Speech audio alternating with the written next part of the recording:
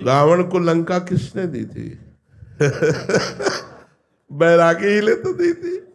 अरे आप चिता भस्मा लेपो गरल वस्त्रम दिग्पट धरो जटाधारी कंठे भुजगपतिहारी पशुपति, लेकिन उनके मित्र है कुबेर जो चरण सेवक है। भगवान शंकर का सख्य भाव स्वीकार करते हैं कुबेर, तो त्रिभुवन का धनी बना दिया।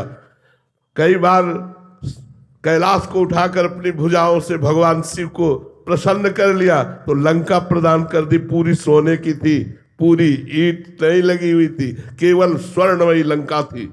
ये महाराज लगाते चिता की भस्म में, लेकिन देते खूब माल है। आप चिंता मत करो, ये मत समझो कि बट वृक्ष के नीचे रहते हैं, चिता की भस्म लगाते हैं, सर्पों की माला पहनते हैं। इनके पास क्या है? ब्रह्मा भी चरण वंदना करते हैं, सनकादि चरण वंदना करके जिनके सामने बैठते हैं वो भगवान शिव हैं। आप चिंता न करो कि वो बैरागी हमें कैसे देंगे, वो वही सब वैभव देते हैं, वैभव शिव ही देते हैं। हरि तो जब कृपा करते तो सब वैभव छीन लेते हैं। वैभव तो शिव जी ही देते हैं। आप चिंता न करो, बहुत ठिकाने से लगी। अगर वैभव चाहिए तो शिव शिव रटो और उनकी सेवा करो। सही बात कहते हैं, जब भगवान कृपा करते हैं तो अंदर से वैभव का राग हटा देते हैं।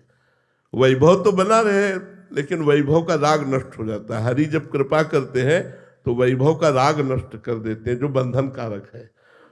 भगवान शिव को एक नाम दिया गया है, औढ़र दानी। कुछ विचार नहीं करते हो। अब वो एक वृकासुर नाम का राक्षस था, दैत्य। उसने नारद जी से पूछा कि जल्दी प्रसन्न होने वाले भगवान का नाम बताओ।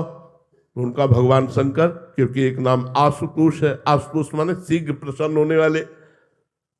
अब उसने शुरू की आराधना, अग्नि स्वरूप भगवान शंकर का स्वरूप मान करके अपने शरीर के मांस को चीर करके और स्वाहा बोलने लगा। कुछ ही किया कि भगवान शिव तुरंत प्रकट हो गए। उनका अरे ऐसा क्यों करते हो, हम तो चुल्लू भर जल में प्रसन्न हो जाते हैं, एक बिल्व पत्र में प्रसन्न हो जाते हैं, ऐसा ठाकुर तो त्रिभुवन में नहीं भाई।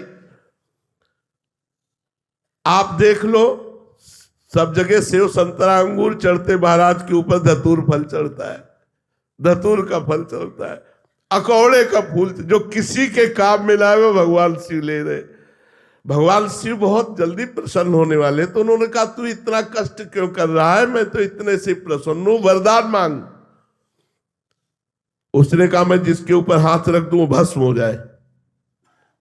भगवान शिव ने औढ़र दानी होगा तथास्तु। अब उसकी दृष्टि बगल में गई, त्रिपुर सुंदरी भगवती उमा महामाया।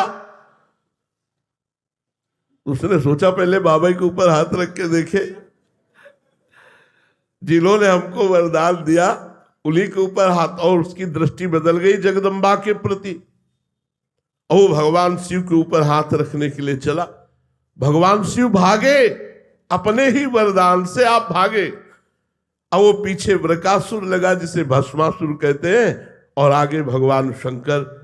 भगवान शंकर ने कहा ये मायावी है, पिंड तो छोड़ेगा नहीं, चाहे जिस लोक में भाग के जाए। तो अब भगवान श्री कृष्ण को पुकारा कि यार अभी समस्या में तुम ही समाधान करो, नहीं तो हम फंस गए। भगवान एक ब्रह्मचारी का वेश धारण करके बीच में एकदम आ गए और कहा नमस्कार वृकासुर जी, नमस्कार। इतने प्रेम से नमस्कार कहा कि वो रुक गया। कहा भाई आप कहां दौड़ रहे हैं? बोले शंकर जी के। इनके पीछे क्यों? बोले बात यह कि इन्होंने वरदान दिया है हमको कि जिसके ऊपर हाथ रख दे वो भस्म हो जाएगा, तो मैं इनके ऊपर हाथ रख कर इनको भस्म करके पार्वती को ले लेना चाहता हूं। अरे बोले यार दक्ष ने श्राप दे दिया है, इनके पास कोई सामर्थ्य नहीं, हाथ रख के देखो अपने ऊपर, अगर झूठ निकले ना दोनों मिलकर जेल रखा बस हो गए। चतुर खिलाड़ी भगवान श्री कृष्ण चंद्रजू ने एक सेकेंड में समस्या का समाधान कर दिया। उसने जो भी ऐसे हाथ रखा वो भस्म हो गया। भगवान शंकर को जा करके भगवान श्री कृष्ण ने प्रणाम किया, भगवान शिव ने श्री कृष्ण को प्रणाम किया, और भगवान श्री कृष्ण ने कहा जगत गुरु थोड़ा सोच समझ के वरदान दिया करो, ऐसी समस्या में फंस जाते हो। दोनों एक दूसरे को इष्ट मानते हैं। देखो भगवान श्री राम रामेश्वर की स्थापना करके पूजन करते हैं, तो महावीर हनुमान का रूप धारण करके भगवान शंकर 11वें रुद्र का अवतार हनुमान जी राम जी की चरण सेवा करते हैं।